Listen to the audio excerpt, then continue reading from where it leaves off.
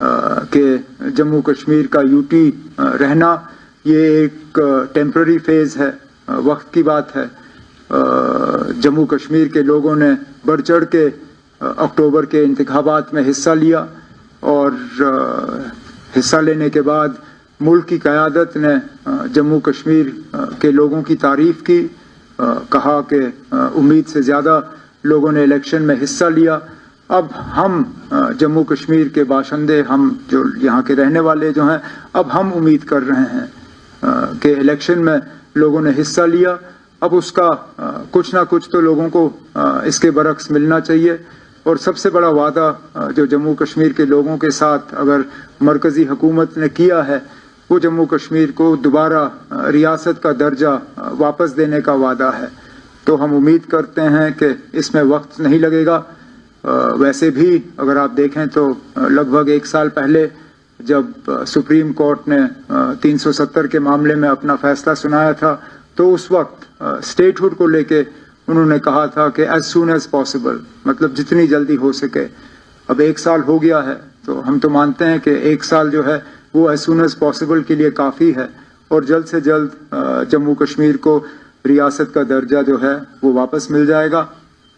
ہم اپنی جگہ یہاں پہ اگر ہیں تو لوگوں کی خدمت کرنے کے لیے ہیں.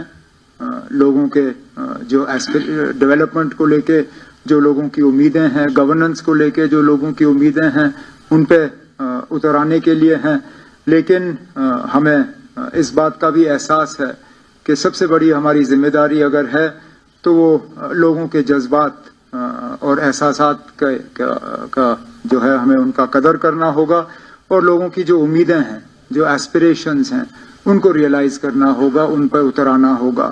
تو بہت سارے ایسے صورتحال ہیں جو ہمیں وراثت میں ملی ہیں. اب میں جانتا ہوں کہ ان کو لے کے سوال تو آ ہی جائیں گے، تو فی الحال میں ایک ایک کر کے ان کو یہاں چھیڑوں گا نہیں، لیکن جیسے جیسے آپ کے سوال آ جائیں گے تو کوشش کی جائے گی کہ جوابوں کے ذریعے جو ہیں میں ان کو ایڈریس کروں. اگر مجھ کو چھوڑ کے بیچ میں میرے جو یہاں پہ آنریبل منسٹر ساتھی بیٹھے ہیں، اگر انہیں بھی ان کے محکموں کے متعلق اور ہمارے مینیفیسٹو کے متعلق جو ان کے ڈپارٹمنٹس ہیں، اگر کوئی سوال ہوں گے تو پلیز آپ انہیں بھی ڈائریکٹ کر لیجئے گا تاکہ یہ بھی آپ کے سوالوں کا جواب دیں.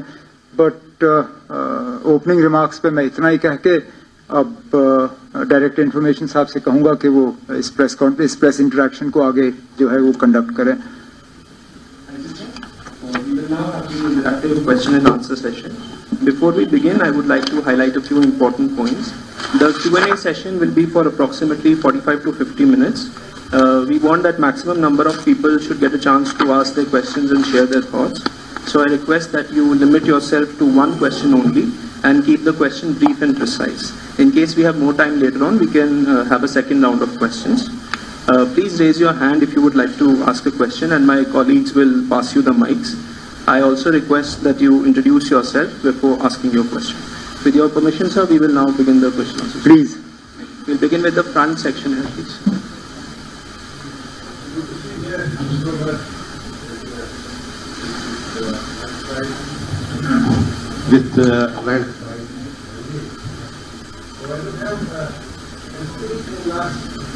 Please hold the mic close. We have moved a long distance.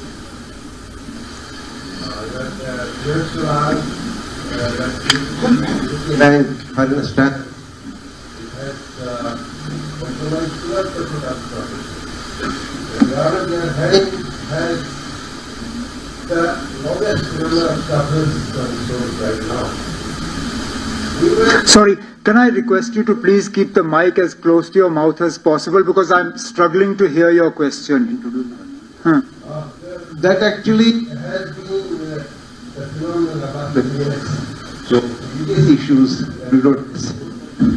But basically, in last many years, we have passed through. There's been a long distance, long tunnel. So there are issues. I understand. The nightmares of a honeymoon after you take over. I understand the issues that you right now on your table, there are issues available. Many things have changed. But rather than getting into the economics of it, the politics of it, the politics have changed. I would suggest, I would ask a question, but Jammu Kashmir and in democracy, media is an exercise of democracy. So you essentially have more investment, require more investment. I don't mean financial terms, I mean concern. In democracy, in comparison to the other places, whatever system of governance we have. My simple question is that how soon or how far are we from a situation in which the media existed when we were last time?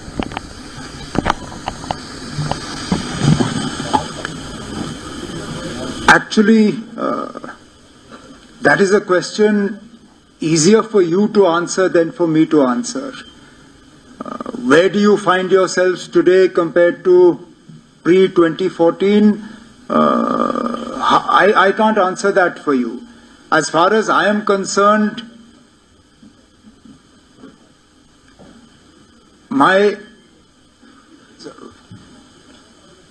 wish would be to see a free and open media, to see a media that is able to report facts on the ground as they exist, without any interference, without any pulls or pressures, without any telephone calls कि ये कैसे लिखा, क्यों लिखा, इसको वापस ले लो. That is what I would like, and this interaction is a step in that direction. Nobody sitting here, at least as far as I know, has been told what they can and can't ask. Nobody has been given a slip of paper and asked, ye sawal pooch lo. You are free to put your hands up and ask whatever you like. Whether I can answer it or not is a different matter. And I would like for this not to be a one-off event. I can't say that on this scale it will happen all the time, but at least twice a year, if we can have a freewheeling interaction like this without an agenda, without a subject, and without sort of artificially imposed boundaries, maybe that will tell you where the press is today as opposed to my previous term. I mean, I'm often asked, did I learn any lessons from the last term? Yes, this is one of those lessons. Not having enough contact with you was, I think, a price that I paid in the previous government. Therefore, being more open and more accessible to you is something that I will definitely try to do in this term in office. आप mic पकड़ लीजिए ना ताकि बाकी भी सुन लें.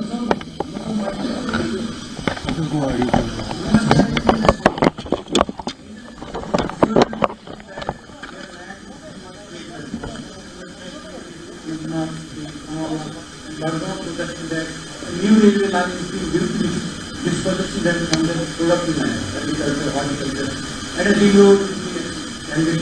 Now at the current altogether, there is a proposed project and NIP expansion in Pulwama. So education is not that big automatically.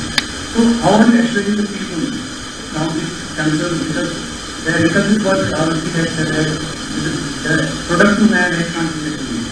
So what explanation? हमारी ये इस सवाल की अपनी अहमियत है और मैं समझता हूँ लोगों की परेशानी खासकर ज़मीन को लेके.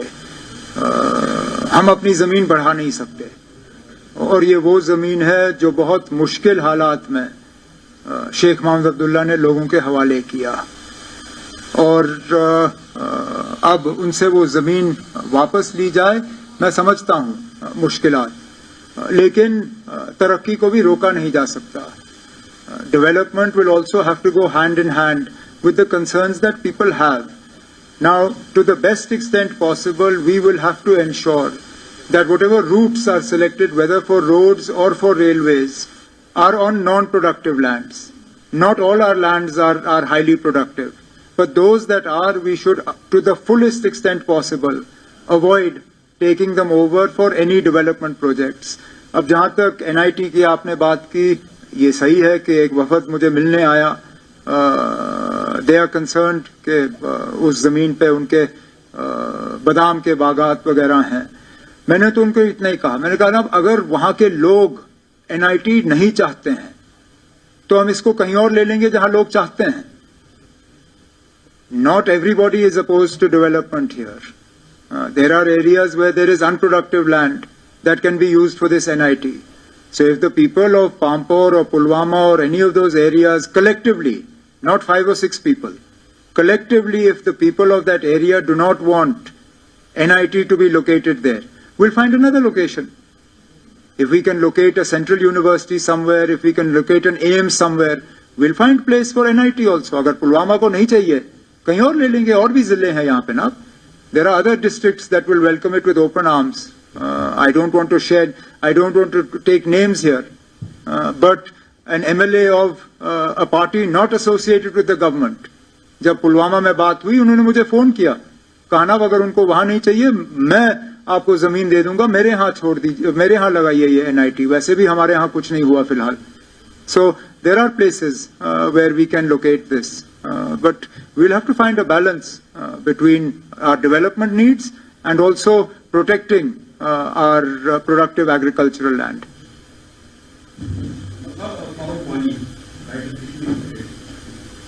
جیسے آپ کا MP رولا صاحب جو لڑکی کے سپورٹ میں ریزرویشن کے ساتھ اور وہ اپوزیشن نے ان کا سپورٹ کیا, تو اس کے بارے میں آپ کا کیا کہتے ہیں؟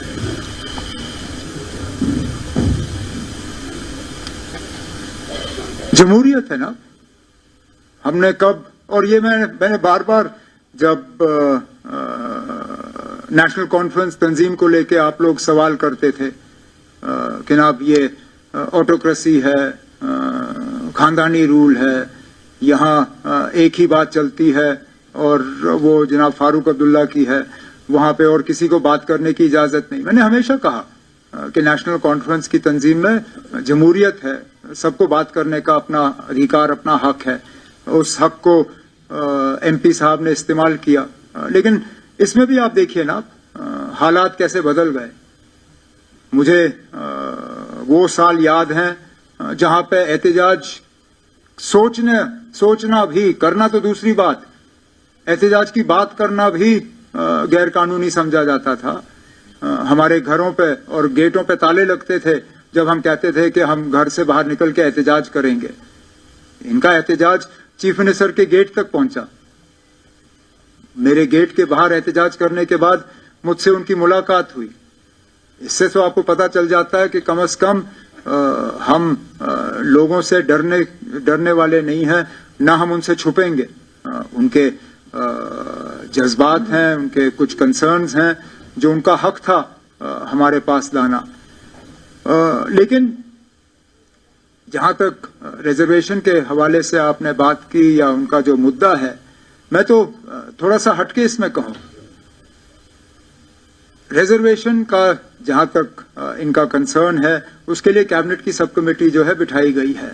وہ اپنا کام جو ہے, میں نے ان اسٹوڈنٹس کو کہا تھا کہ ٹائم باؤنڈ مینر میں نے ان کو کہا کہ 6 مہینے کے اندر امید کی جائے گی کہ کیبنٹ سب کمیٹی جو ہے اپنا کام مکمل کرے. اس کے ساتھ ساتھ پیرللی ہائی کورٹ بھی اس معاملے کی سنوائی جو ہے وہ شروع کی گئی ہے. لیکن میں تو یہ مان کے چلتا ہوں کہ چاہے آپ اوپن کیٹیگری سے ہوں, ریزرو کیٹیگری سے ہوں, آج تو خطرہ یہ ہے کہ ہماری نوکریاں ہمارے لیے نہیں ہیں, ہمارا زمین ہمارے لیے نہیں ہے. ہمیں تو پہلے یہ نوکریاں اور یہ زمین پہلے اپنے لیے بچانا ہوگا, پھر ریزرویشن کا جھگڑا جو ہے وہ ہم کرتے رہیں گے. مجھے ڈر اس بات کا ہے کہ ہم یہاں ریزروڈ اور اوپن والی لڑائی تو لڑتے رہیں گے, لیکن جب باہر سے یہاں جو ہے نوکری لینے کے لیے لوگ آنا شروع کریں گے پھر کیا کرو گے. لیکن جو میں نے کہا, this process is being looked at and we will both will happen in parallel, cabinet subcommittee and the work of the honorable high court. جہاں تک honorable MP کے حوالے سے آپ نے بات کی, چلیے انہوں نے میرے گھر کے باہر احتجاج کیا, اچھا کیا.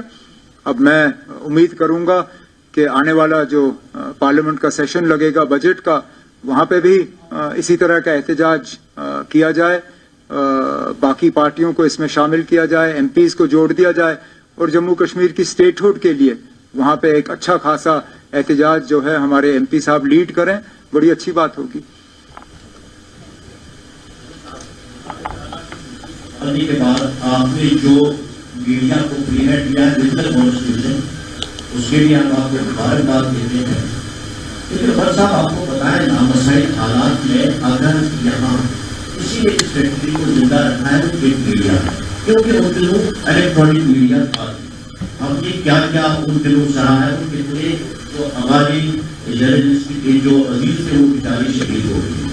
لیکن ایک غریبی ہے کہ 2017 میں جو ریٹس ہے ڈپارٹمنٹ کے وہ ابھی بھی 75% ہے, کیونکہ آپ ایڈ کر رہے ہیں اس وقت یو پی کے. اب وہی ریٹ ہمیں جو پرنٹنگ دینا پڑتا ہے اسے قبول ہو گیا ہے.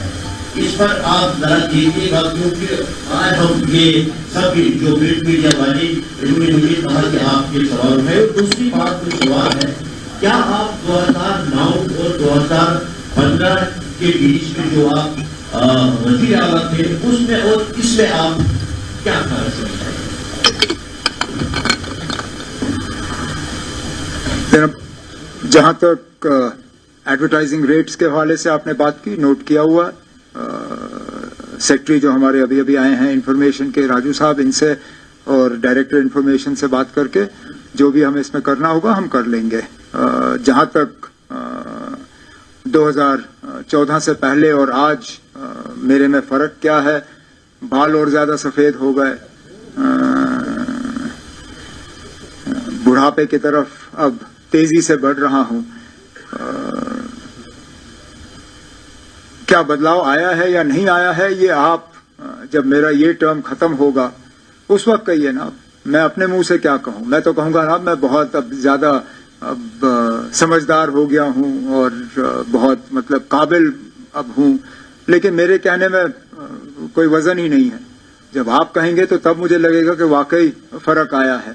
تو جب 4 سال اور 10 مہینے لگ بھگ رہ گئے ہیں نئے الیکشن کو, اس وقت بتائیے نا پچھلے ٹرم اور اس ٹرم میں اگر آپ کو کوئی فرق نظر آیا یا نہیں. مجھے تھوڑا سا فرق فی الحال میں آپ سے کہوں مجھے تھوڑا سا فرق نظر آ رہا ہے. میں ایک مثال کے طور پہ جو پچھلے دنوں برف باری ہوئی, میں مان کے چلتا ہوں نا, اگر 2009 شروع میں اس طرح کی برف باری ہوئی ہوتی میرا رسپانس اس طرح کا نہیں ہوتا.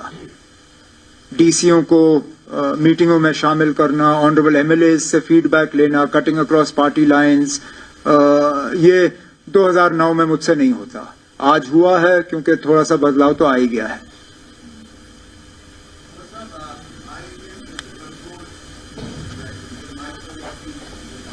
No, they'll be passed. Now you put your, as the Director Information Sahab said, just put your hand up and it will reach you. This is the last on the right. Why don't you do one thing? Those of you who want to ask a question, I'm sure most of you have pen and paper with you. Just put your names on a slip of paper, send it up to the Director Information. It will be easier than him looking for your hands because that becomes a little tougher. Just send up a slip of paper. He'll go through those and call your names out one by one. آپ پوچھ لیجئے نا. اچھا عمر صاحب, جب 370 کو revoke کیا گیا اس کے بعد بی جے پی گورنمنٹ نے کامن کنٹرین کرا کہ مسئلہ کشمیر اب ہمیشہ کے لیے ختم ہوا ہے, لیکن آپ کا جو ہائی وولٹیج کیمپین تھا جس میں لوگ جڑے اس میں آپ نے کہا کہ یہ الیکشن بجلی پانی سڑک کے لیے نہیں ہے, یہ شناخت بچانے کے لیے, آئیڈینٹی کے لیے. تو آپ اس وقت ظاہر ہے ابھی بہت کم عرصہ ہوا ہے, لیکن مسئلہ کشمیر اگر ہمیشہ کے لیے ریزالو ہوا ہے, کیا آپ اسے بلیو کرتے ہیں as leader of the largest political party? ایک منٹ کے لیے اگر ہم مان کے بھی چلیں نا کہ جموں کشمیر کا اس طرف کا حصہ جو ہے وہ ہمیشہ کے لیے ریزالو ہوا ہے, جموں کشمیر کا ایک حصہ سرحد کے اس طرف بھی ہے نا.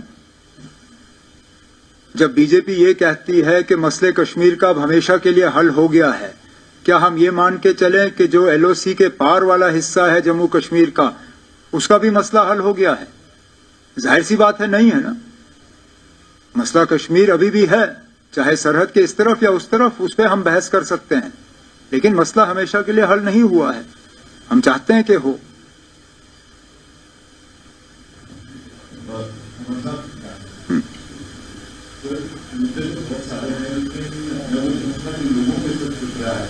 بجلی کا جو ایشو ہے، مطلب ہر بات کہتے ہیں کہ کئی ساری اسکیمز امپلیمنٹ ہو رہی ہیں، بہتری ہوگی، اور خاص کر ونٹرس میں، کیونکہ سامرس میں آبویسلی بہتر ہوتی ہے جنریشن ہوگی، ونٹرس میں ہر سال کہانی جو ہے کہ اب ہوگا، یہ ہوگا، یہ ہوگا، لیکن ابھی بھی سب کی جو ٹیمپریچر ہے اس سال کافی بات ہے، لوگ کافی سفر کر رہے ہیں بجلی کو لے کے سب جگہ، سری نگر میں، نارتھ ساؤتھ میں. تو یہ ٹھیک کب ہوگا؟ آپ نے کہا میٹنگ جب ہونے پر ہوگی تو ڈیلی جب ہوگی تو کوئی ٹائم لائن ٹھیک نہیں ہے. آپ سے سوال اور ڈپٹی سے حساب سے سوال سر آپ سے ہم نے بات کی جب آپ نے حل کیا تو کافی جوش میں تھا آپ اس وقت. تو آج 2 مہینے کے بعد اسٹیٹ ان کے آس پاس بات ہو گئی. آپ کو لگتا ہے جو آپ کا ایجنڈا ہے پورا کر پائیں گے آپ جب آپ نے اندر جا کے حالات دیکھتے ہیں کیا چل رہا ہے کیا نہیں چل رہا ہے؟ آپ کو لگتا ہے آپ کر پائیں گے وہ، یا پھر سب کچھ کبھی ہوگا جب تھینک یو. بجلی کے حوالے سے آپ نے سوال کیا، وہ صحیح ہے. ہر بار سردیوں میں ہمیں اس طرح کے حالات دیکھنے کو ملتے ہیں. حقیقت یہ ہے کہ پچھلے سالوں کے مقابلے اس سال ہم زیادہ بجلی لوگوں کو فراہم کر رہے ہیں، لیکن آج بھی کٹس کی ضرورت پڑ رہی ہے. انریسٹرکٹیڈ اگر ہم لوڈ دیکھیں تو جتنا ہم سپلائی کر رہے ہیں اس سے کئی گنا زیادہ ہے. فی الحال 1700-1800 میگا واٹ کے آس پاس جو ہے ہم بجلی سپلائی کر رہے ہیں، لیکن انریسٹرکٹیڈ جو ہے وہ اس سے زیادہ ہے. اب آپ مجھ سے پوچھ رہے ہو کہ یہ کب تک حل ہوگا. جتنے زیادہ ہمارے جو پاور پروجیکٹس جموں کشمیر میں بن رہے ہیں، جتنی جلدی وہ کمپلیٹ ہو جائیں تو کم از کم اگر سردیوں میں ان کی جنریشن کم ہو، گرمیوں میں ہم وہ پاور جو ہے ہم بینک کر سکتے ہیں، جو کہ ہم کرتے ہیں. کوشش کی جائے گی کہ ہر سال ہم زیادہ بجلی جو ہے وہ بینک کریں تاکہ سردی میں ہم ان کے پاس چھوڑ دیں، گرمیوں میں وہ بجلی جو ہے ہمیں واپس ملے. لیکن میٹروں کے حوالے سے آپ نے بات کی، یہ حقیقت ہے. فی الحال ہمارے جموں کشمیر کے جو AT&C لاسز جو ہیں وہ 50% سے زیادہ ہیں. مطلب ہر روپے بجلی جو ہم سپلائی کرتے ہیں اس میں سے ہم مان کے چلتے ہیں کہ 50 پیسے ہمیں واپس نہیں آئیں گے. حالانکہ ہمارے مقابلے میں جو ریاستیں ہیں انہوں نے اس نمبر کو اب 10, 15, 17% پہ اتارا ہوا ہے. ہم آج بھی 50% سے زیادہ ہیں. تو ہماری بھی کوشش رہنی چاہیے کہ کم از کم ہم بھی 20% سے کم اپنی AT&C لاسز کو لائیں تاکہ اور زیادہ بجلی ہم لوگوں کو سپلائی کریں. اس کے ساتھ ساتھ ہم نے جو اپنے منشور میں وعدہ کیا ہے 200 یونٹس بجلی دینے کا، وہ تو تبھی ہوگا اگر میٹر لگا ہوگا، کیونکہ جہاں اگریمنٹ ہوگی وہاں پہ ہم یونٹس میجر نہیں کرتے. ہم یونٹ صرف وہاں میجر کرتے ہیں جہاں میٹر لگا ہو. تو ہم جب مارچ کے مہینے یا اپریل کے مہینے میں اپنا یہ اسکیم جو ہے اس کو رول آؤٹ کرنا شروع کریں گے، ظاہر سی بات ہے جہاں جہاں میٹر لگے ہوں گے انہی کو اس چیز کا فائدہ ہوگا. تو جتنا لوگ میٹر کی طرف جائیں اس سے جموں کشمیر کو تو فائدہ ہوگا ہی ہوگا، لیکن انہیں بھی فائدہ ہوگا میٹر کا. ڈپٹی CM صاحب کا.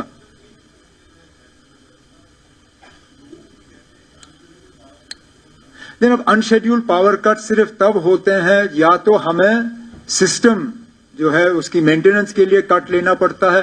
اس کے لیے بھی ڈپارٹمنٹ کو کہا گیا ہے کہ پوری طرح سے اس کو ایڈورٹائز کریں تاکہ لوگوں کو پتا چلے کس علاقے میں کہاں پہ شیڈیول کے مطابق ہمیں مینٹیننس کے لیے کٹ لینا پڑے گا. انشیڈیولڈ تب ہوتا ہے جبکہ یا تو ٹرانسفارمر جل جائے یا کوئی سسٹم میں فیلئر ہو. اس میں کوشش کی جاتی ہے کہ جلد سے جلد جو ہے اس کو درست کیا جائے اور بجلی کا سپلائی جو ہے وہ ریسٹور ہو. سب سے پہلے تو میڈیا کے تمام دوستوں کو اس موقع پہ میرے طرف سے اور میرے تمام ساتھیوں کے طرف سے آپ سب کو ایک تو السلام علیکم، آداب، اور نئے سال کی آپ سب کو مبارکباد.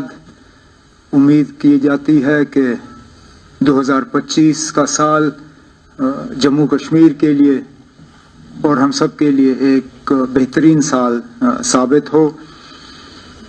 एक अच्छे मौके पे ये साल जो है इसकी शुरुआत हो रही है।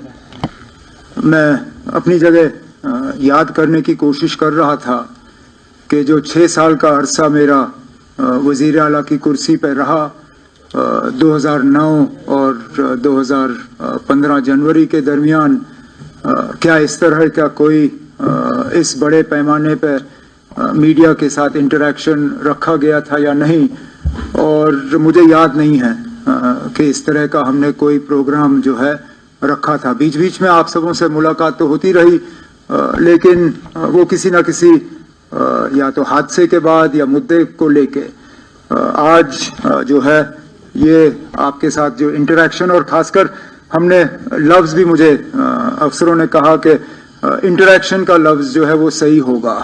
अगर हम प्रेस कॉन्फ्रेंस कहते तो आम तौर पे प्रेस कॉन्फ्रेंस जो है किसी ऐलान के साथ जुड़ा होता है, किसी मौके के साथ, किसी इवेंट के साथ या किसी बड़े ऐलान के साथ। इस मौके पे हालांकि सोशल मीडिया पे मैंने देखा कि हमारे तरफ से कोई बड़े ऐलान होने जा रहे हैं, कोई ऐसी बात नहीं है ना।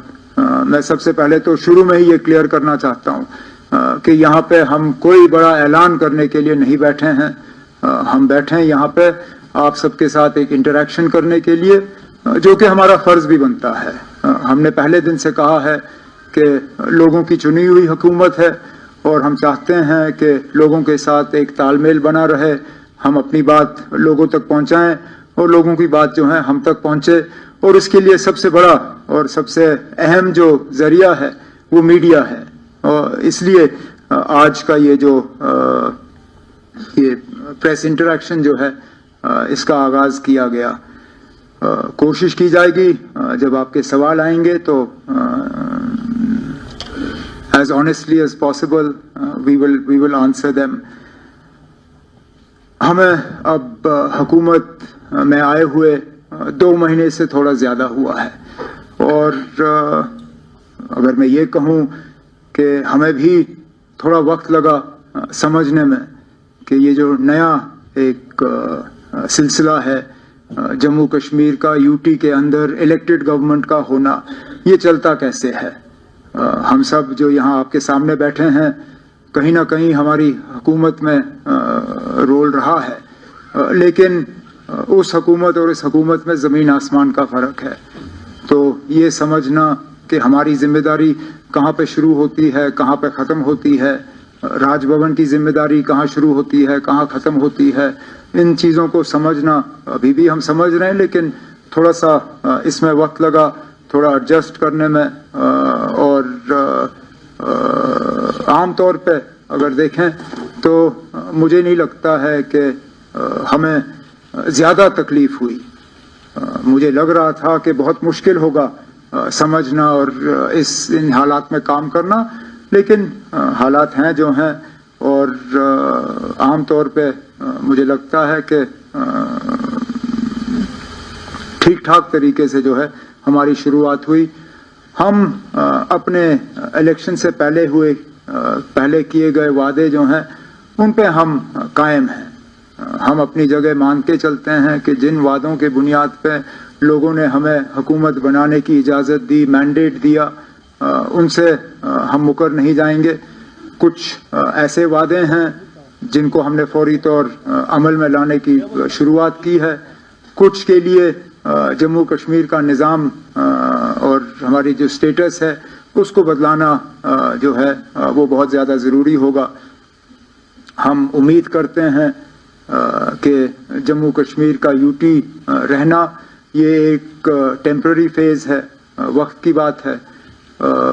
जम्मू कश्मीर के लोगों ने बढ़ चढ़ के अक्टूबर के इंतखाबात में हिस्सा लिया, और हिस्सा लेने के बाद मुल्क की क़यादत ने जम्मू कश्मीर के लोगों की तारीफ़ की, कहा कि उम्मीद से ज़्यादा लोगों ने इलेक्शन में हिस्सा लिया।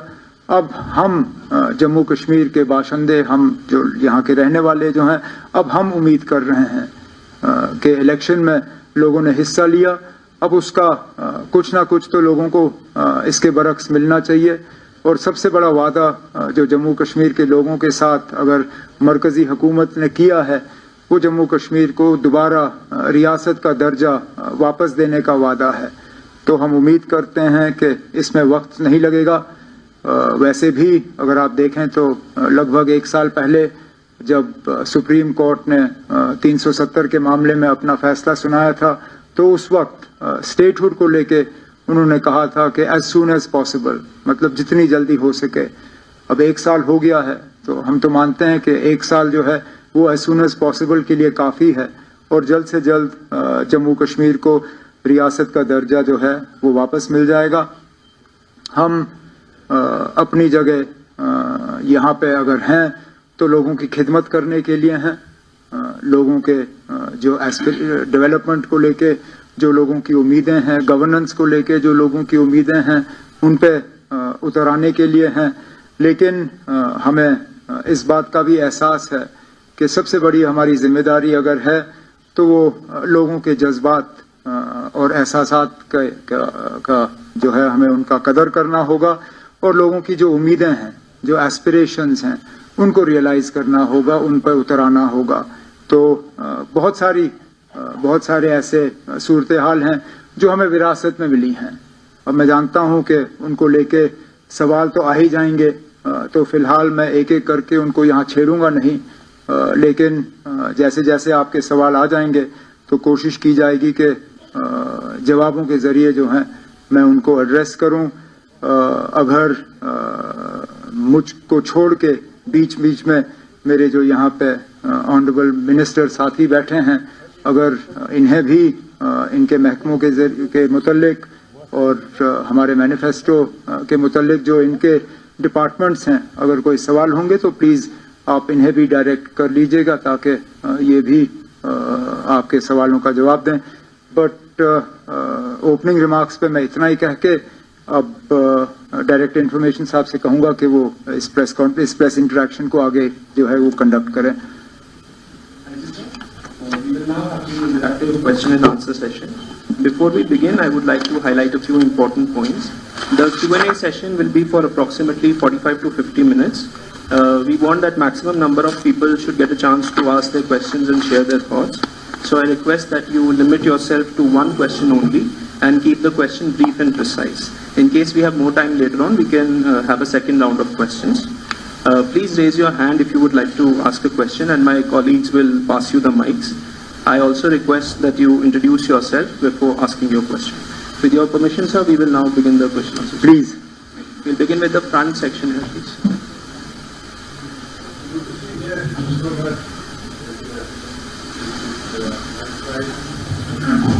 With land.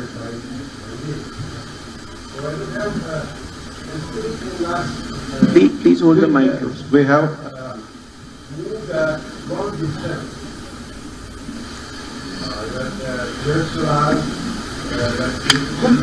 land for instance. It has compromised 12% of profit. The government they are having has the lowest number of couples on sold right now.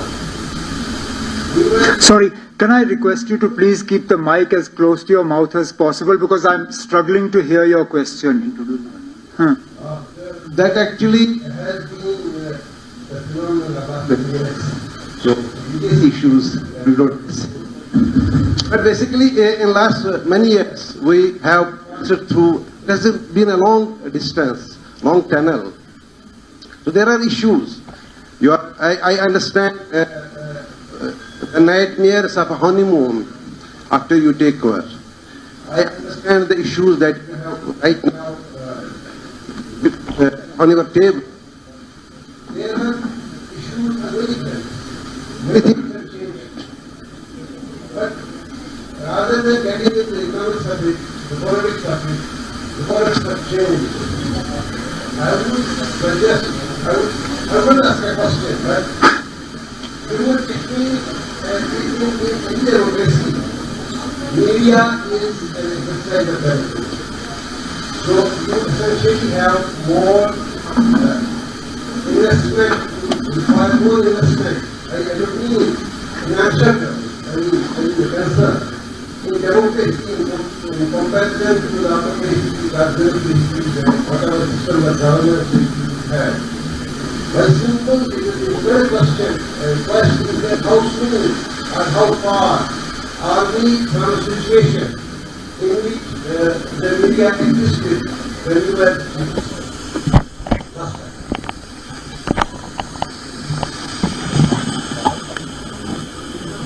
Actually, that is a question easier for you to answer than for me to answer. Where do you find yourselves today compared to pre-2014?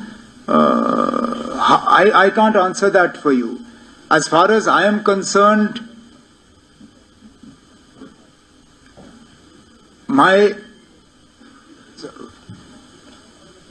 wish would be to see a free and open media, to see a media that is able to report facts on the ground as they exist, without any interference, without any pulls or pressures, without any telephone calls कि ये कैसे लिखा, क्यों लिखा, इसको वापस ले लो.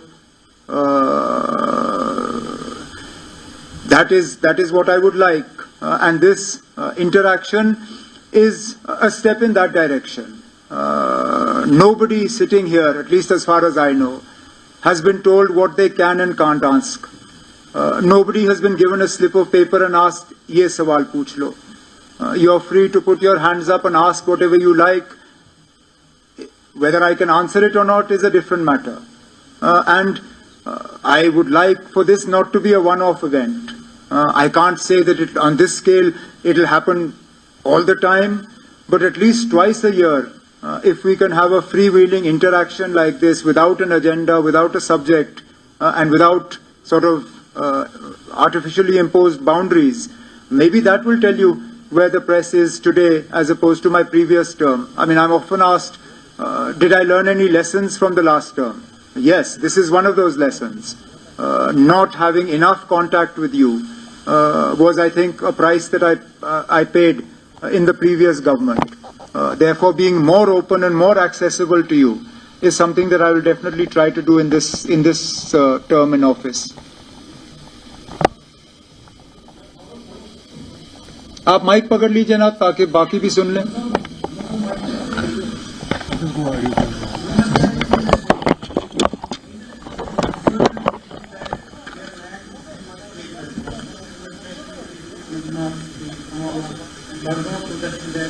New railway line is being built, this project is under product line, agriculture, horticulture, and a ring road is being extended. Now at the current call together, there is a proposed body and NIP expansion in Pulwama, so education from that is automatically. So how are you explaining the people now these concerns, because the agriculture project already has said that the product demand has not been achieved. So what explanation? हमारी ये इस सवाल की अपनी अहमियत है और मैं समझता हूँ लोगों की परेशानी, खासकर ज़मीन को लेके. हम अपनी ज़मीन बढ़ा नहीं सकते और ये वो ज़मीन है जो बहुत मुश्किल हालात में शेख मोहम्मद अब्दुल्ला ने लोगों के हवाले किया और अब उनसे वो ज़मीन वापस ली जाए. मैं समझता हूँ मुश्किलात, लेकिन तरक्की को भी रोका नहीं जा सकता. Development will also have to go hand in hand with the concerns that people have. Now, to the best extent possible, we will have to ensure that whatever routes are selected, whether for roads or for railways, are on non-productive lands. Not all our lands are highly productive, but those that are, we should, to the fullest extent possible, avoid taking them over for any development projects. अब जहाँ तक NIT की आपने बात की, ये सही है कि एक वफद मुझे मिलने आया.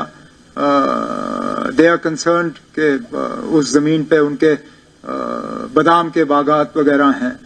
मैंने तो उनको इतना ही कहा, मैंने कहा ना, अगर वहाँ के लोग NIT नहीं चाहते हैं तो हम इसको कहीं और ले लेंगे जहाँ लोग चाहते हैं. Not everybody is opposed to development here. There are areas where there is unproductive land that can be used for this NIT. So if the people of Pampore or Pulwama or any of those areas collectively not 5 or 6 people. Collectively, if the people of that area do not want NIT to be located there, we'll find another location. If we can locate a central university somewhere, if we can locate an AIIMS somewhere, we'll find place for NIT also. अगर पुलवामा को नहीं चाहिए, कहीं और ले लेंगे, और भी जिले हैं यहाँ पे ना. There are other districts that will welcome it with open arms. I don't want to take names here, but an MLA of a party not associated with the government, जब पुलवामा में बात हुई, उन्होंने मुझे फोन किया, कहा ना अगर उनको वहां नहीं चाहिए, मैं आपको जमीन दे दूंगा, मेरे यहाँ छोड़ दीजिए, मेरे यहाँ लगाइए ये NIT. वैसे भी हमारे यहाँ कुछ नहीं हुआ फिलहाल.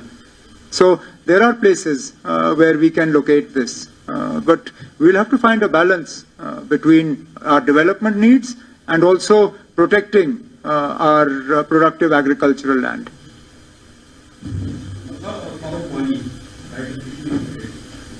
जैसे आपका MP रोहला साहब जो लड़कों के सपोर्ट में रिजर्वेशन के और वो अपोजिशन ने उनका सपोर्ट किया, तो उसके बारे में आपका क्या कहना है?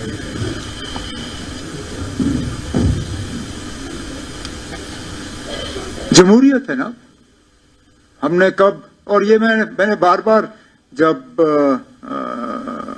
नेशनल कॉन्फ्रेंस तंजीम को लेके आप लोग सवाल करते थे कि ना ये ऑटोक्रेसी है, खानदानी रूल है, यहाँ एक ही बात चलती है और वो जनाब फारूक अब्दुल्ला की है, वहाँ पे और किसी को बात करने की इजाज़त नहीं. मैंने हमेशा कहा कि नेशनल कॉन्फ्रेंस की तंजीम में जमहूरियत है, सबको बात करने का अपना अधिकार, अपना हक है. उस हक को MP साहब ने इस्तेमाल किया, लेकिन इसमें भी आप देखिए ना हालात कैसे बदल गए. मुझे वो साल याद हैं जहां पे एहतजाज सोचना भी, करना तो दूसरी बात, एहतजाज की बात करना भी गैर कानूनी समझा जाता था. हमारे घरों पे और गेटों पे ताले लगते थे जब हम कहते थे कि हम घर से बाहर निकल के एहतजाज करेंगे. इनका एहतजाज चीफ मिनिस्टर के गेट तक पहुंचा. मेरे गेट के बाहर एहतजाज करने के बाद मुझसे उनकी मुलाकात हुई. इससे तो आपको पता चल जाता है कि कम से कम हम लोगों से डरने वाले नहीं हैं, ना हम उनसे छुपेंगे. उनके जज्बात हैं, उनके कुछ कंसर्न्स हैं जो उनका हक था हमारे पास लाना. लेकिन जहां तक रिजर्वेशन के हवाले से आपने बात की या उनका जो मुद्दा है, रिजर्वेशन का जहां तक इनका कंसर्न है, उसके लिए कैबिनेट की सब कमेटी जो है बिठाई गई है. वो अपना काम जो है, मैंने इन स्टूडेंट्स को कहा था कि टाइम बाउंड मैनर में, मैंने उनको कहा कि 6 महीने के अंदर अंदर उम्मीद की जाएगी कि कैबिनेट सब कमेटी जो है अपना काम मुकम्मल करे. उसके साथ साथ पैरेलली हाई कोर्ट भी इस मामले की सुनवाई जो है वो शुरू की गई है. लेकिन मैं तो ये मान के चलता हूं कि चाहे आप ओपन कैटेगरी से हो, रिजर्व कैटेगरी से हो, आज तो खतरा ये है कि हमारी नौकरियां हमारे लिए नहीं है, हमारा जमीन हमारे लिए नहीं है. हमें तो पहले ये नौकरियां और ये जमीन पहले अपने लिए बचाना होगा, फिर रिजर्वेशन का झगड़ा जो है वो हम करते रहेंगे. मुझे डर इस बात का है कि हम यहाँ रिजर्व्ड और ओपन वाली लड़ाई तो लड़ते रहेंगे, लेकिन जब बाहर से यहाँ जो है नौकरी लेने के लिए लोग आना शुरू करेंगे, फिर क्या करोगे. लेकिन जो मैंने कहा, this process is being looked at and we will both will happen in parallel, cabinet subcommittee and the work of the honorable high court. जहां तक honorable MP के हवाले से आपने बात की, चलिए, उन्होंने मेरे घर के बाहर एहतजाज किया, अच्छा किया. अब मैं उम्मीद करूंगा कि आने वाला जो पार्लियामेंट का सेशन लगेगा बजट का, वहां पे भी इसी तरह का एहतजाज किया जाए, बाकी पार्टियों को इसमें शामिल किया जाए, MPs को जोड़ दिया जाए और जम्मू कश्मीर की स्टेटहुड के लिए वहां पे एक अच्छा खासा एहतजाज जो है हमारे MP साहब लीड करें, बड़ी अच्छी बात होगी. के बाद आपने जो मीडिया को प्रीहेड किया डिजिटल कॉन्स्टिट्यूशन, उसके लिए हम आपको मुबारकबाद देते हैं. लेकिन बस साहब आपको बताएं ना, मसले हालात में अगर यहाँ اسی نے اس فیکٹری کو زندہ رکھا ہے وہ پرنٹ میڈیا ہے، کیونکہ ان دنوں الیکٹرانک میڈیا تھا. ہم نے کیا کیا ان دنوں سہا ہے، ان کتنے تو ہماری جرنلسٹ کے جو عزیز تھے وہ بیچاری شہید ہو گئی.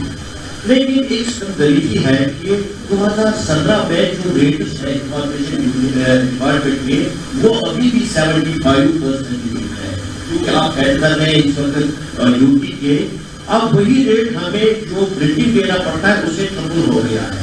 اس پر آپ ذرا دیکھیے گا، کیونکہ آج ہم یہ سب جو پرنٹ میڈیا والے انہوں نے مجھے کہا کہ آپ کے سوال میں. دوسری بات جو سوال ہے، کیا آپ 2009 اور 2015 کے بیچ میں جو آپ وزیر اعلیٰ تھے اس میں اور اس میں آپ کیا فرق سمجھتے ہیں؟ جہاں تک ایڈورٹائزنگ ریٹس کے حوالے سے آپ نے بات کی، نوٹ کیا ہوا. سیکٹری جو ہمارے ابھی ابھی آئے ہیں انفارمیشن کے، راجو صاحب، ان سے اور ڈائریکٹر انفارمیشن سے بات کر کے جو بھی ہمیں اس میں کرنا ہوگا ہم کر لیں گے.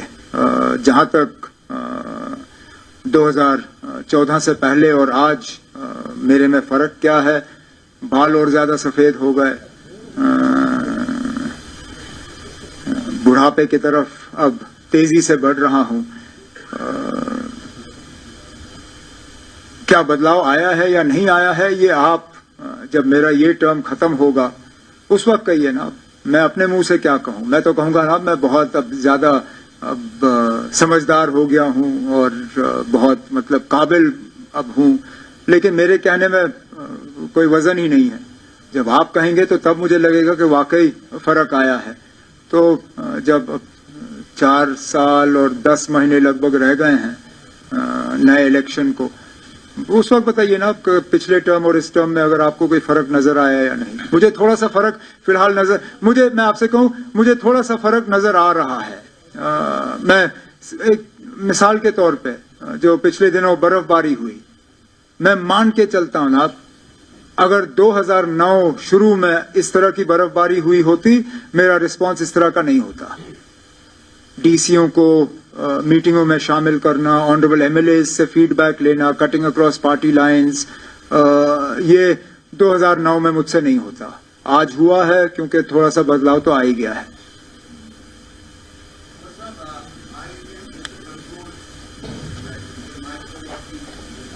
No, they'll be passed. Now you put your, as the Director Information Sahab said, just put your hand up and it will reach you. This is the last on the right. Why don't you do one thing? Those of you who want to ask a question, I'm sure most of you have pen and paper with you. Just put your names on a slip of paper, send it up to the Director Information. It will be easier than him looking for your hands, because that becomes a little tougher. Just send up a slip of paper. He'll go through those and call your names out one by one. آپ پوچھ لیجئے نا. اچھا عمر صاحب، جب 370 کو revoke کیا گیا اس کے بعد بی جے پی گورنمنٹ نے کامن ریفرین کرا کہ مسئلہ کشمیر اب ہمیشہ کے لیے حل ہوا ہے، لیکن آپ کا جو ہائی وولٹیج کیمپین تھا جس میں لوگ جڑے، اس میں آپ نے کہا کہ یہ الیکشن بجلی پانی سڑک کے لیے نہیں ہے، یہ شناخت بچانے کے لیے، آئیڈینٹی کے لیے. تو آپ اس وقت ظاہر ہے ابھی بہت کم عرصہ ہوا ہے، لیکن مسئلہ کشمیر اگر ہمیشہ کے لیے ریزالو ہوا ہے، کیا آپ اسے بلیو کرتے ہیں as leader of the largest political party? ایک منٹ کے لیے اگر ہم مان کے بھی چلیں نا کہ جموں کشمیر کا اس طرف کا حصہ جو ہے وہ ہمیشہ کے لیے ریزالو ہوا ہے. جموں کشمیر کا ایک حصہ سرحد کے اس طرف بھی ہے نا. جب بی جے پی یہ کہتی ہے کہ مسئلہ کشمیر کا اب ہمیشہ کے لیے حل ہو گیا ہے، کیا ہم یہ مان کے چلیں کہ جو ایل او سی کے پار والا حصہ ہے جموں کشمیر کا، اس کا بھی مسئلہ حل ہو گیا ہے؟ ظاہر سی بات ہے نہیں ہے نا. مسئلہ کشمیر ابھی بھی ہے، چاہے سرحد کے اس طرف یا اس طرف، اس پہ ہم بحث کر سکتے ہیں، لیکن مسئلہ ہمیشہ کے لیے حل نہیں ہوا ہے. ہم چاہتے ہیں کہ ہو.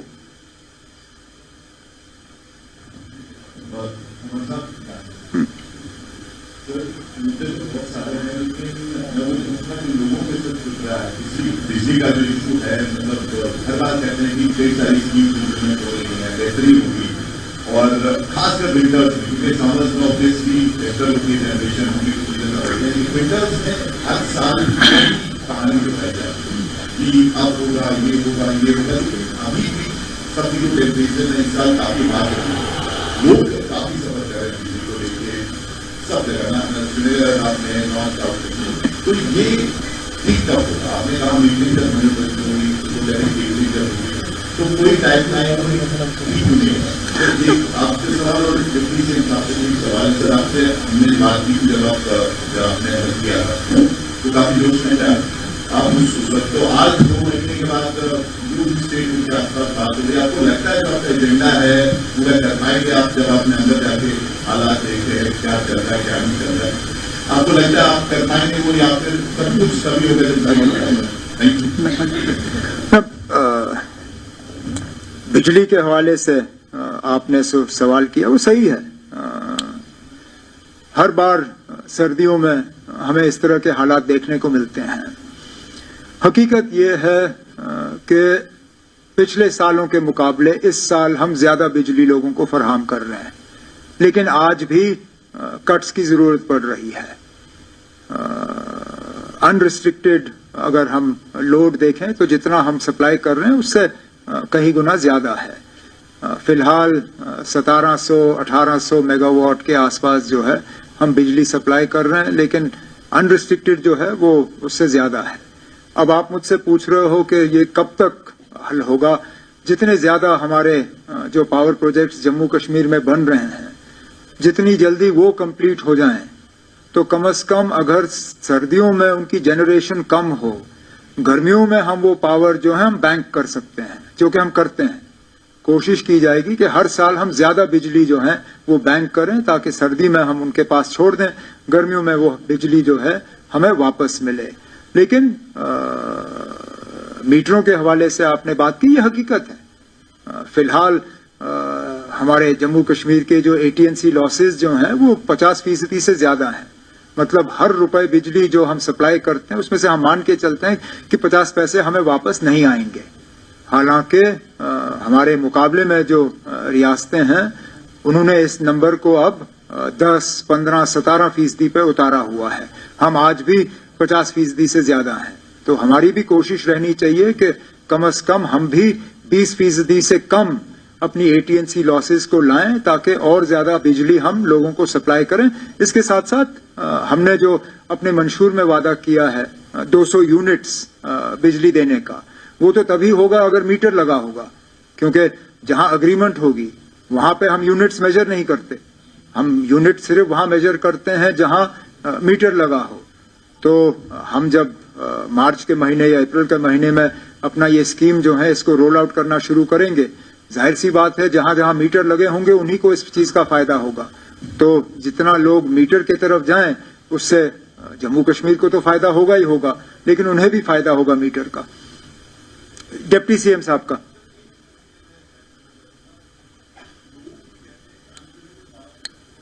लेकिन अब अनशेड्यूल्ड पावर कट सिर्फ तब होते हैं या तो हमें सिस्टम जो है उसकी मेंटेनेंस के लिए कट लेना पड़ता है।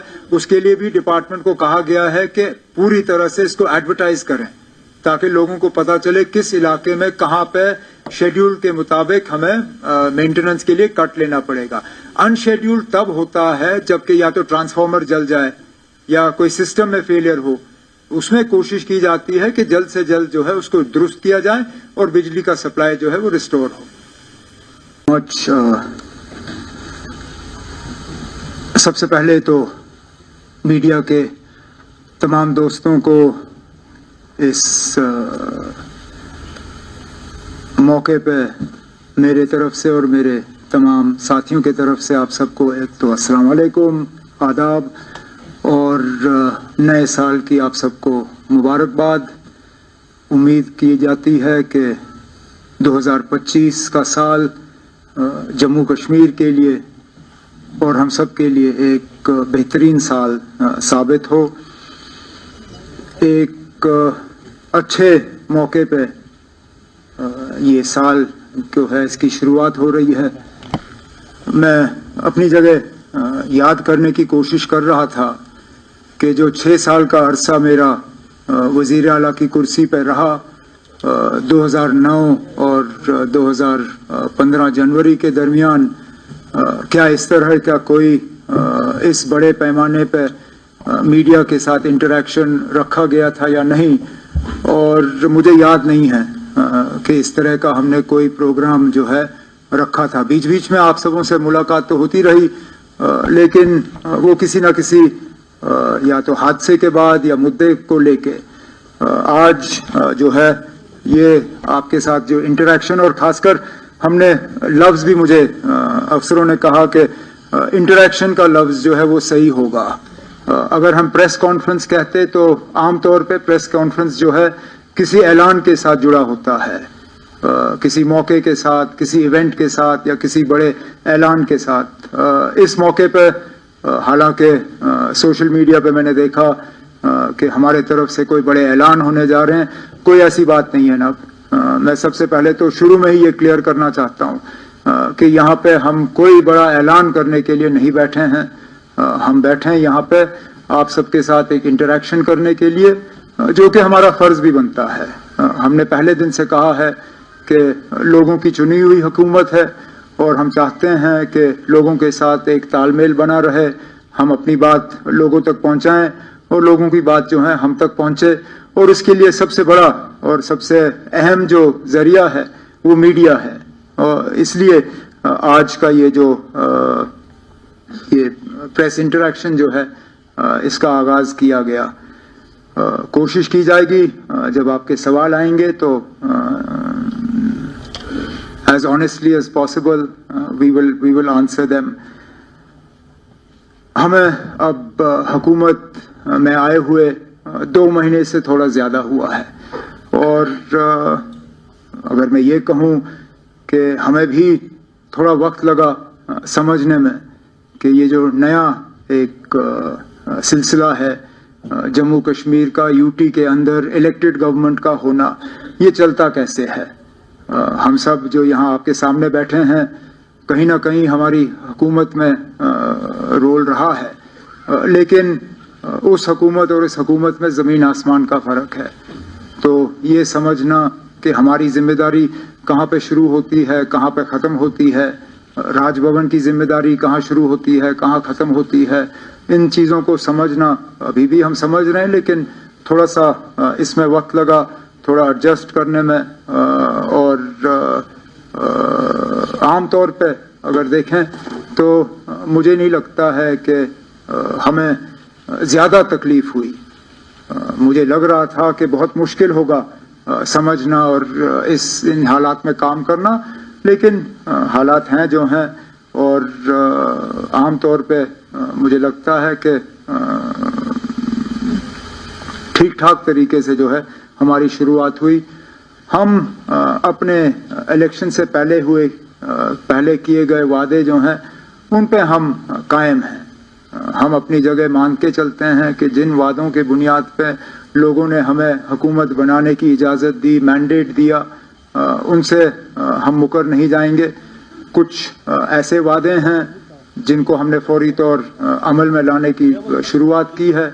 कुछ के लिए जम्मू कश्मीर का निज़ाम और हमारी जो स्टेटस है उसको बदलाना जो है वो बहुत ज़्यादा ज़रूरी होगा।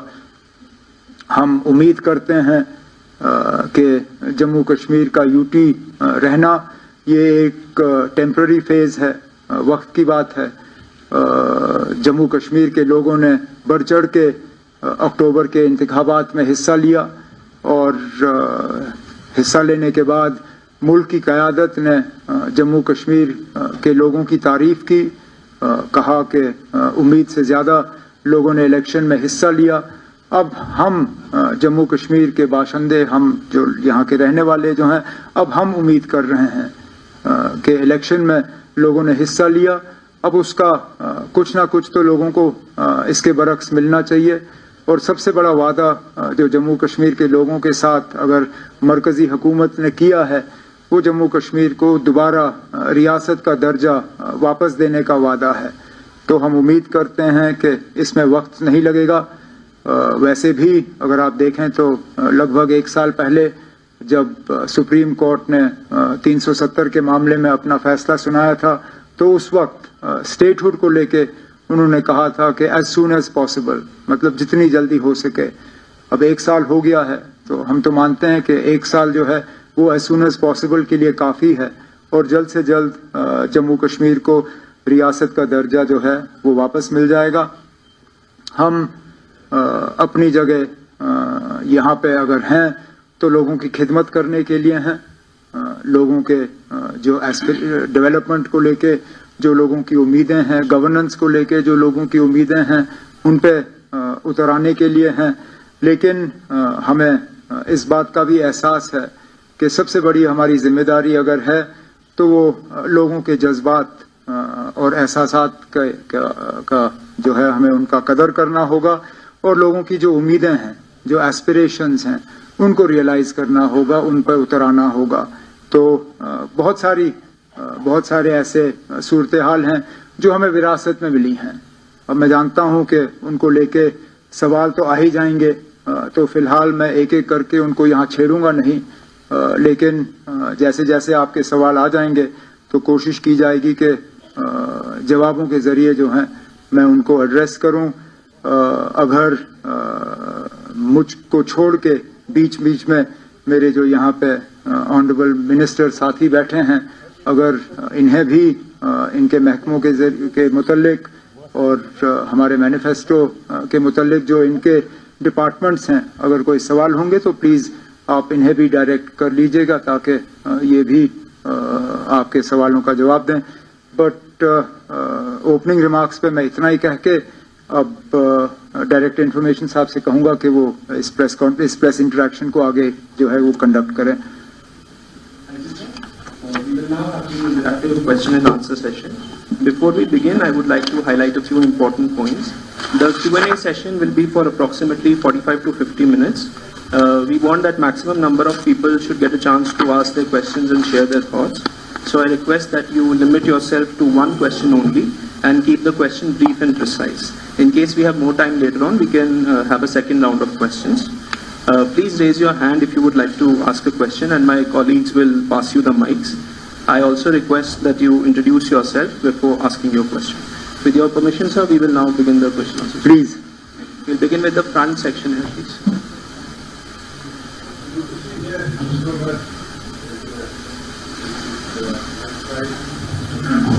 With land.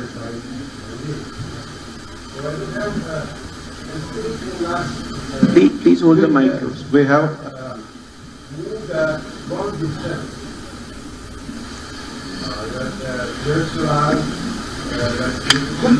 land, for instance,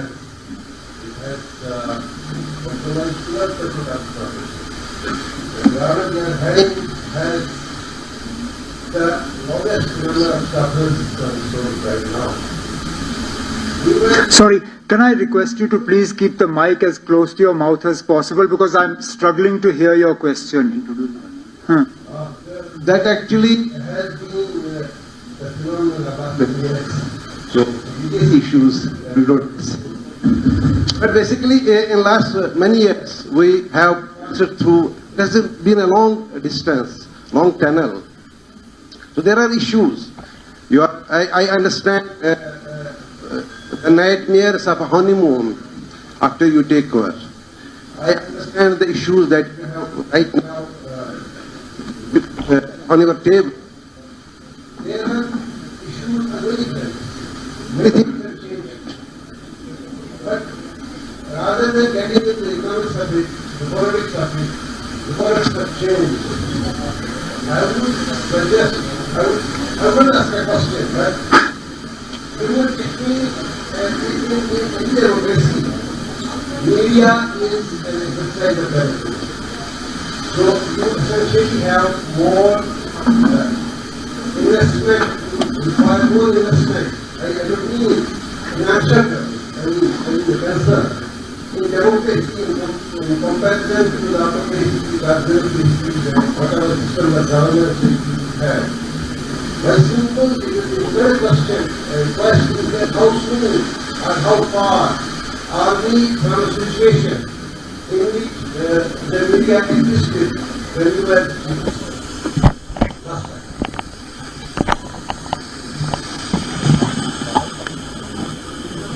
Actually, that is a question easier for you to answer than for me to answer.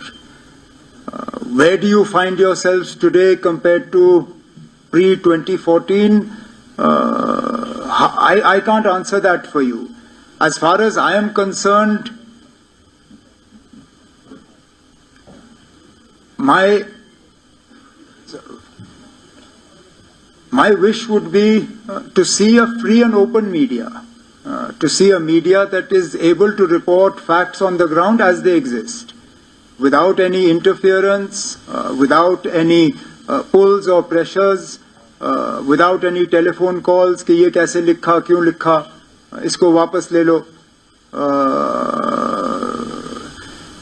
That is what I would like, and this interaction is a step in that direction. Nobody sitting here, at least as far as I know, has been told what they can and can't ask. Nobody has been given a slip of paper and asked, ye sawal pooch lo. You are free to put your hands up and ask whatever you like. Whether I can answer it or not is a different matter. And I would like for this not to be a one-off event.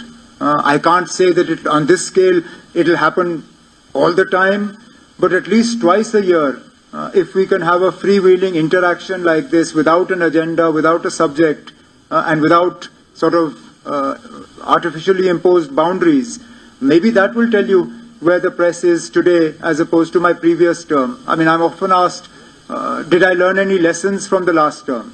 Yes, this is one of those lessons. Not having enough contact with you was, I think, a price that I paid in the previous government. Therefore, being more open and more accessible to you is something that I will definitely try to do in this term in office. आप mic पकड़ लीजिए ना ताकि बाकी भी सुन लें.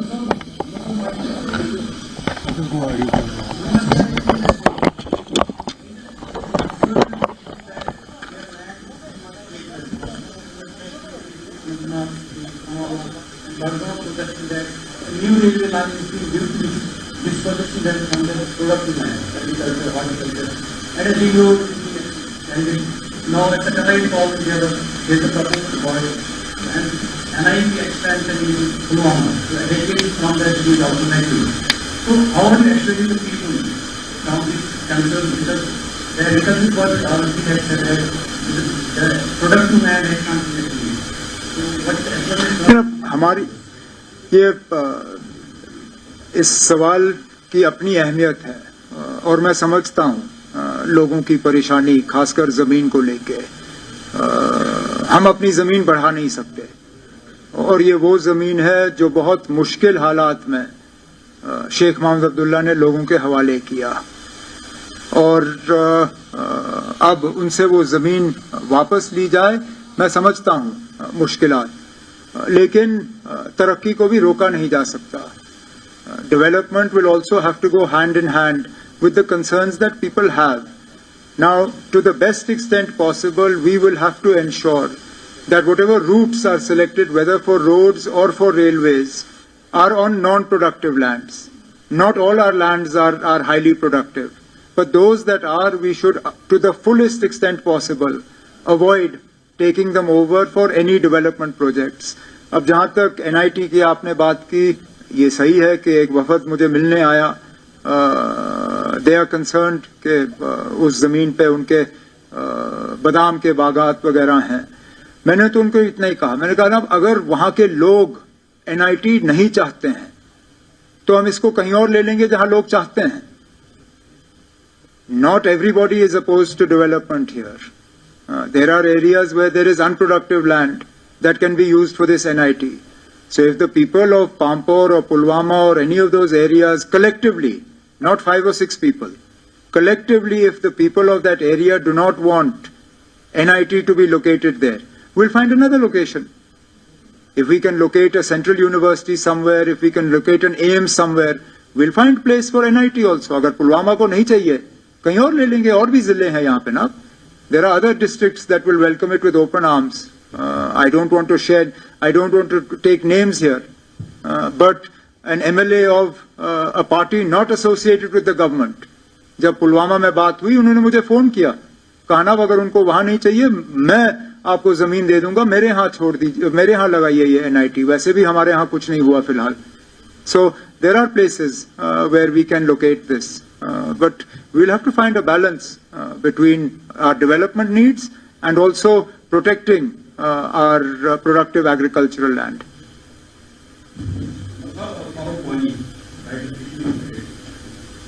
جیسے آپ کا MP رولا کا جو لڑکوں کے سپورٹ میں ریزرویشن اور ان کو اپوزیشن نے ان کا سپورٹ کیا, تو اس کے بارے میں آپ کا کیا کہتے ہیں؟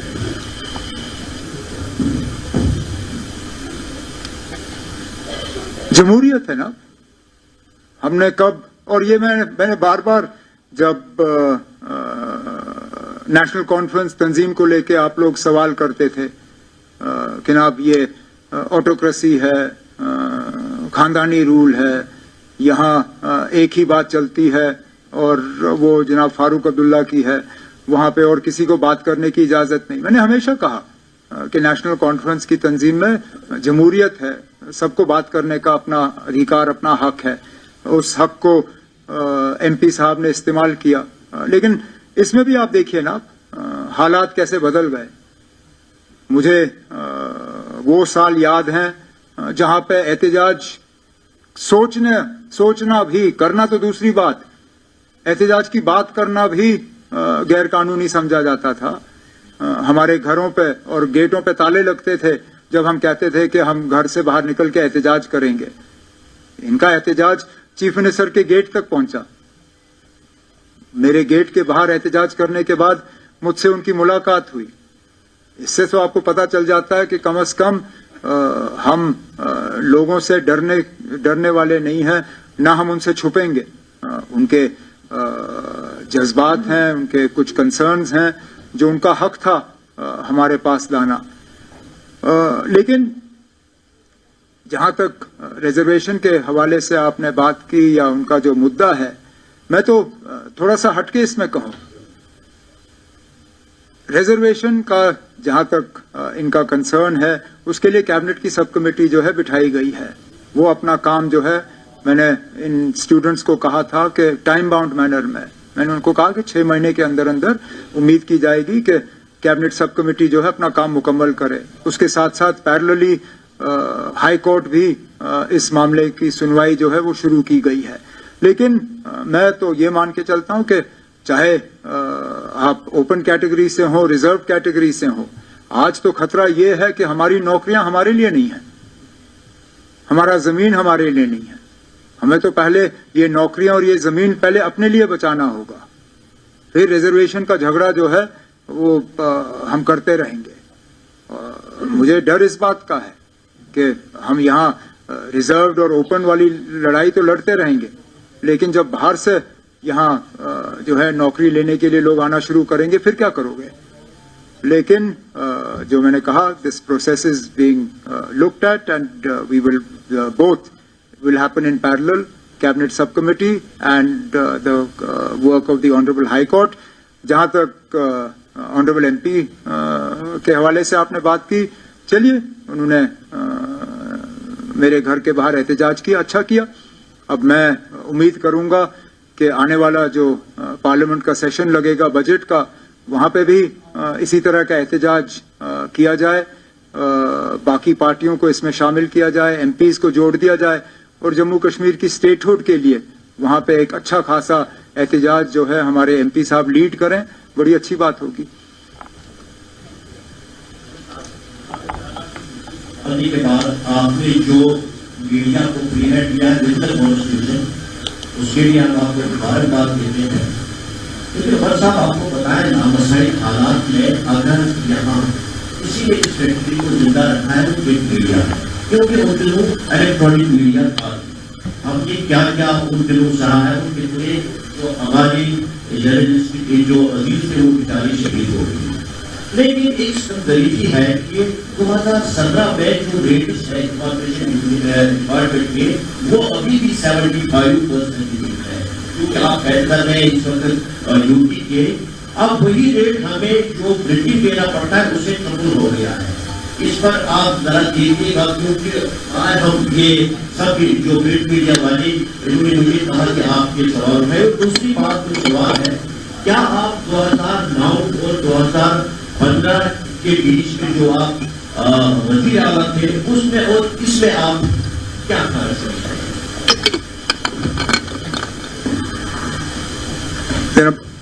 جہاں تک ایڈورٹائزنگ ریٹس کے حوالے سے آپ نے بات کی، نوٹ کیا ہوا، سیکٹری جو ہمارے ابھی ابھی آئے ہیں انفارمیشن کے، راجو صاحب، ان سے اور ڈائریکٹر انفارمیشن سے بات کر کے جو بھی ہمیں اس میں کرنا ہوگا ہم کر لیں گے. جہاں تک 2014 سے پہلے اور آج میرے میں فرق کیا ہے، بال اور زیادہ سفید ہو گئے، بڑھاپے کی طرف اب تیزی سے بڑھ رہا ہوں. کیا بدلاؤ آیا ہے یا نہیں آیا ہے یہ آپ جب میرا یہ ٹرم ختم ہوگا اس وقت کہیے نا. میں اپنے منہ سے کیا کہوں، میں تو کہوں گا نا میں بہت اب زیادہ سمجھدار ہو گیا ہوں اور بہت مطلب قابل اب ہوں، لیکن میرے کہنے میں کوئی وزن ہی نہیں ہے. جب آپ کہیں گے تو تب مجھے لگے گا کہ واقعی فرق آیا ہے. تو جب 4 سال اور 10 مہینے لگ بھگ رہ گئے ہیں نئے الیکشن کو، اس وقت بتائیے نا کہ پچھلے ٹرم اور اس ٹرم میں اگر آپ کو کوئی فرق نظر آیا یا نہیں. مجھے تھوڑا سا فرق فی الحال میں آپ سے کہوں مجھے تھوڑا سا فرق نظر آ رہا ہے. میں ایک مثال کے طور پہ جو پچھلے دنوں برف باری ہوئی، میں مان کے چلتا ہوں نا، اگر 2009 شروع میں اس طرح کی برف باری ہوئی ہوتی میرا رسپانس اس طرح کا نہیں ہوتا. ڈی سیوں کو میٹنگوں میں شامل کرنا، آنریبل ایم ایل ایز سے فیڈ بیک لینا، کٹنگ اکراس پارٹی لائنز، یہ 2009 میں مجھ سے نہیں ہوتا. آج ہوا ہے کیونکہ تھوڑا سا بدلاؤ تو آ ہی گیا ہے.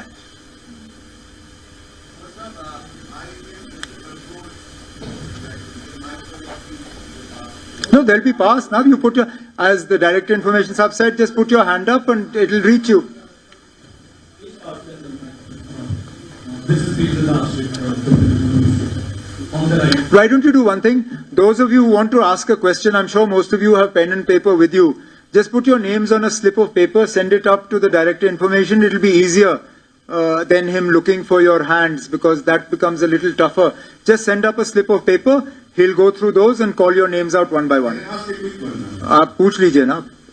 اچھا عمر صاحب، جب 370 کو ریموو کیا گیا اس کے بعد بی جے پی گورنمنٹ نے کامن ریفرین کرا کہ مسئلہ کشمیر اب ہمیشہ کے لیے حل ہوا ہے. لیکن آپ کا جو ہائی وولٹیج کیمپین تھا جس میں لوگ جڑے، اس میں آپ نے کہا کہ یہ الیکشن بجلی پانی سڑک کے لیے نہیں ہے، یہ شناخت بچانے کے لیے، آئیڈینٹی کے لیے. تو آپ اس وقت ظاہر ہے ابھی بہت کم عرصہ ہوا ہے، لیکن مسئلہ کشمیر اگر ہمیشہ کے لیے ریزالو ہوا ہے، کیا آپ اسے بلیو کرتے ہیں as leader of the largest political party?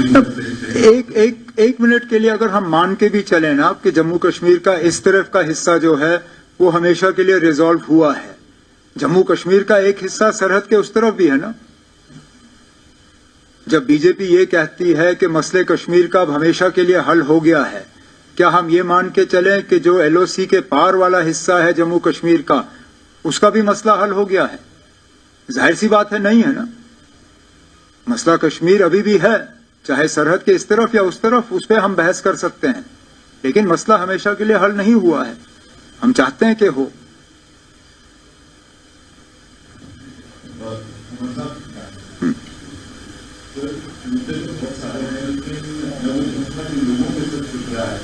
بجلی کا جو ایشو ہے، مطلب ہر بات کہتے ہیں کہ کئی ساری اسکیم امپلیمنٹ ہو رہی ہیں، بہتری ہوگی، اور خاص کر ونٹرس میں، کیونکہ سامرس میں آبویسلی بہتر ہوتی ہے، جنریشن ہوگی، کچھ چیزیں ہوتی ہیں. ونٹرس میں ہر سال کہانی جو ہے کہ اب ہوگا، یہ ہوگا، یہ ہوگا.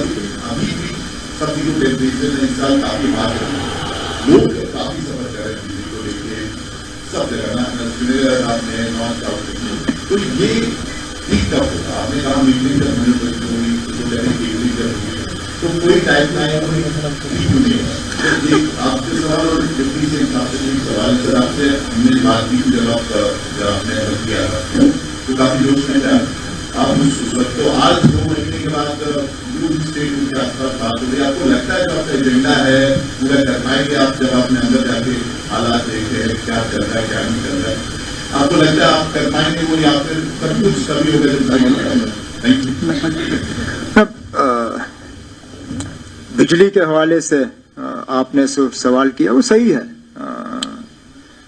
हर बार सर्दियों में हमें इस तरह के हालात देखने को मिलते हैं।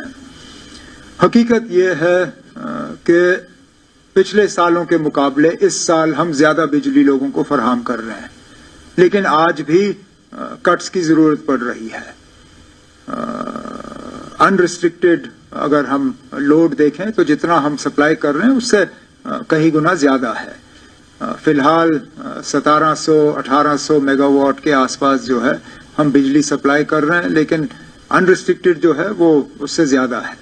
अब आप मुझसे पूछ रहे हो कि ये कब तक हल होगा। जितने ज्यादा हमारे जो पावर प्रोजेक्ट्स जम्मू कश्मीर में बन रहे हैं, जितनी जल्दी वो कंप्लीट हो जाएं, तो कम से कम अगर सर्दियों में उनकी जनरेशन कम हो, गर्मियों में हम वो पावर जो है हम बैंक कर सकते हैं, जो कि हम करते हैं। कोशिश की जाएगी कि हर साल हम ज्यादा बिजली जो है वो बैंक करें, ताकि सर्दी में हम उनके पास छोड़ दें, गर्मियों में वो बिजली जो है हमें वापस मिले। लेकिन मीटरों के हवाले से आपने बात की, ये हकीकत है। फिलहाल हमारे जम्मू कश्मीर के जो AT&C लॉसेज जो हैं वो 50% से ज्यादा हैं। मतलब हर रुपए बिजली जो हम सप्लाई करते हैं उसमें से हम मान के चलते हैं कि 50 पैसे हमें वापस नहीं आएंगे। हालांकि हमारे मुकाबले में जो रियासतें हैं उन्होंने इस नंबर को अब 10, 15, 17% पे उतारा हुआ है। हम आज भी 50% से ज्यादा हैं। तो हमारी भी कोशिश रहनी चाहिए कि कम से कम हम भी 20% से कम अपनी AT&C लॉसेस को लाएं, ताकि और ज्यादा बिजली हम लोगों को सप्लाई करें। इसके साथ साथ हमने जो अपने मंशूर में वादा किया है 200 यूनिट्स बिजली देने का, वो तो तभी होगा अगर मीटर लगा होगा, क्योंकि जहां अग्रीमेंट होगी वहां पे हम यूनिट्स मेजर नहीं करते। हम यूनिट सिर्फ वहां मेजर करते हैं जहां मीटर लगा हो। तो हम जब मार्च के महीने या अप्रैल के महीने में अपना ये स्कीम जो है इसको रोल आउट करना शुरू करेंगे, जाहिर सी बात है जहां जहां मीटर लगे होंगे उन्हीं को इस चीज का फायदा होगा। तो जितना लोग मीटर की तरफ जाएं उससे जम्मू कश्मीर को तो फायदा होगा ही होगा, लेकिन उन्हें भी फायदा होगा मीटर का। डिप्टी CM साहब का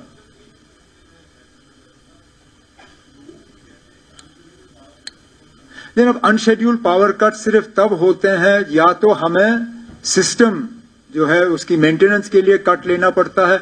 उसके लिए भी डिपार्टमेंट को कहा गया है कि पूरी तरह से इसको एडवर्टाइज करें, ताकि लोगों को पता चले किस इलाके में कहां पे शेड्यूल के मुताबिक हमें मेंटेनेंस के लिए कट लेना पड़ेगा। अनशेड्यूल्ड तब होता है जबकि या तो ट्रांसफार्मर जल जाए या कोई सिस्टम में फेलियर हो। उसमें कोशिश की जाती है कि जल्द से जल्द जो है उसको दुरुस्त किया जाए और बिजली का सप्लाई जो है वो रिस्टोर हो। सबसे पहले तो मीडिया के तमाम दोस्तों को इस मौके पे मेरे तरफ से और मेरे तमाम साथियों के तरफ से आप सबको एक तो अस्सलाम वालेकुम, आदाब और नए साल की आप सबको मुबारकबाद। उम्मीद की जाती है कि 2025 का साल जम्मू कश्मीर के लिए और हम सब के लिए एक बेहतरीन साल साबित हो। एक अच्छे मौके पे ये साल जो है इसकी शुरुआत हो रही है।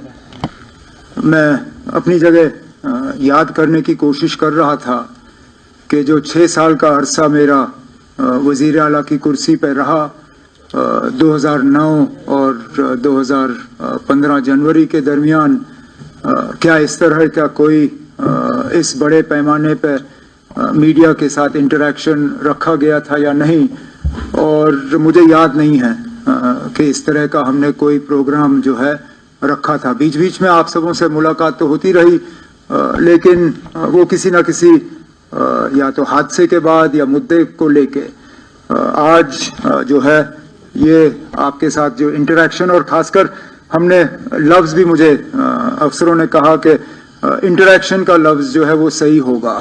अगर हम प्रेस कॉन्फ्रेंस कहते तो आम तौर पे प्रेस कॉन्फ्रेंस जो है किसी ऐलान के साथ जुड़ा होता है, किसी मौके के साथ, किसी इवेंट के साथ या किसी बड़े ऐलान के साथ। इस मौके पे हालांकि सोशल मीडिया पे मैंने देखा कि हमारे तरफ से कोई बड़े ऐलान होने जा रहे हैं, कोई ऐसी बात नहीं है ना। मैं सबसे पहले तो शुरू में ही ये क्लियर करना चाहता हूँ कि यहाँ पे हम कोई बड़ा ऐलान करने के लिए नहीं बैठे हैं। हम बैठे हैं यहाँ पे आप सबके साथ एक इंटरेक्शन करने के लिए, जो कि हमारा फर्ज भी बनता है। हमने पहले दिन से कहा है कि लोगों की चुनी हुई हुकूमत है और हम चाहते हैं कि लोगों के साथ एक तालमेल बना रहे, हम अपनी बात लोगों तक पहुंचाएं और लोगों की बात जो है हम तक पहुंचे। और इसके लिए सबसे बड़ा और सबसे अहम जो जरिया है वो मीडिया है। और इसलिए आज का ये जो ये प्रेस इंटरेक्शन जो है इसका आगाज किया गया। कोशिश की जाएगी जब आपके सवाल आएंगे तो as honestly as possible we will answer them। हमें अब हुकूमत में आए हुए 2 महीने से थोड़ा ज्यादा हुआ है और अगर मैं ये कहूँ कि हमें भी थोड़ा वक्त लगा समझने में कि ये जो नया एक सिलसिला है जम्मू कश्मीर का, यूटी के अंदर इलेक्टेड गवर्नमेंट का होना, ये चलता कैसे है। हम सब जो यहाँ आपके सामने बैठे हैं कहीं ना कहीं हमारी हुकूमत में रोल रहा है, लेकिन उस हुकूमत और इस हुकूमत में ज़मीन आसमान का फ़र्क है। तो ये समझना कि हमारी जिम्मेदारी कहाँ पे शुरू होती है, कहाँ पे ख़त्म होती है, राजभवन की जिम्मेदारी कहाँ शुरू होती है, कहाँ ख़त्म होती है, इन चीज़ों को समझना अभी भी हम समझ रहे हैं, लेकिन थोड़ा सा इसमें वक्त लगा, थोड़ा एडजस्ट करने में। और आम तौर पे अगर देखें तो मुझे नहीं लगता है कि हमें ज़्यादा तकलीफ हुई।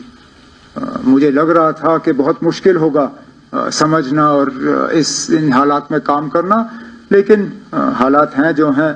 और आम तौर पे मुझे लगता है कि ठीक ठाक तरीके से जो है हमारी शुरुआत हुई। हम अपने इलेक्शन से पहले किए गए वादे जो हैं उन पे हम कायम हैं। हम अपनी जगह मान के चलते हैं कि जिन वादों के बुनियाद पे लोगों ने हमें हुकूमत बनाने की इजाज़त दी, मैंडेट दिया, उनसे हम मुकर नहीं जाएंगे। कुछ ऐसे वादे हैं जिनको हमने फौरी तौर अमल में लाने की शुरुआत की है। कुछ के लिए जम्मू कश्मीर का निज़ाम और हमारी जो स्टेटस है उसको बदलाना जो है वो बहुत ज़्यादा ज़रूरी होगा। हम उम्मीद करते हैं कि जम्मू कश्मीर का यूटी रहना ये एक टेम्पररी फेज़ है, वक्त की बात है।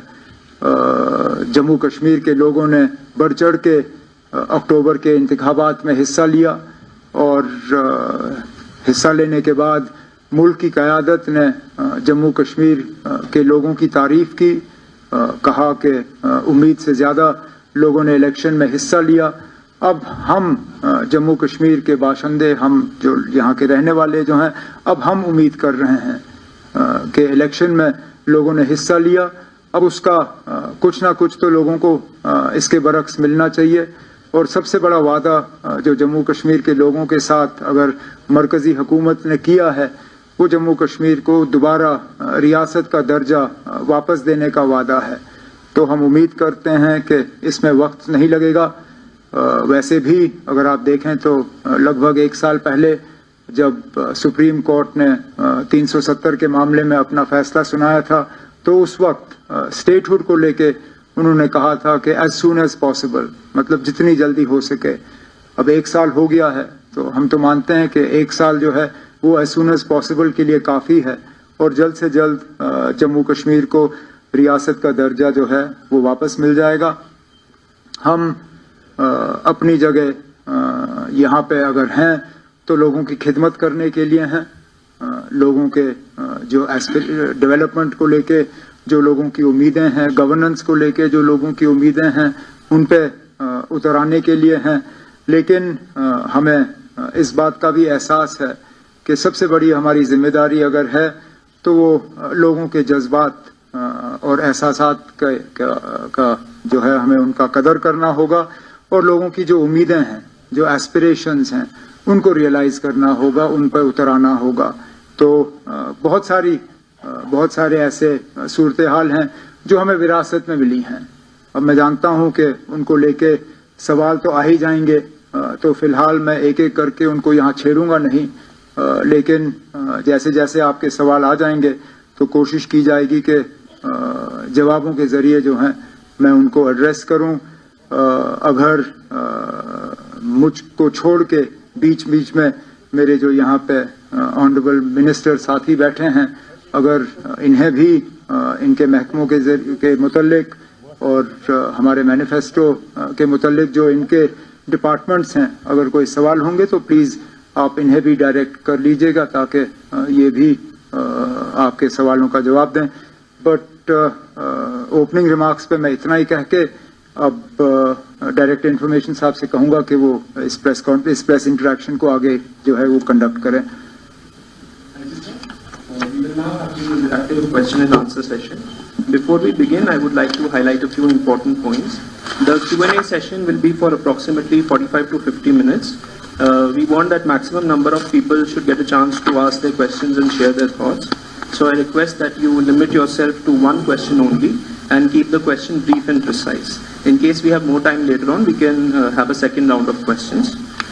Please raise your hand if you would like to ask a question, and my colleagues will pass you the mics.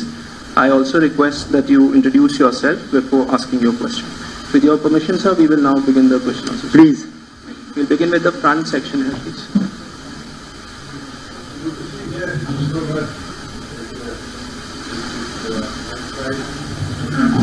With land.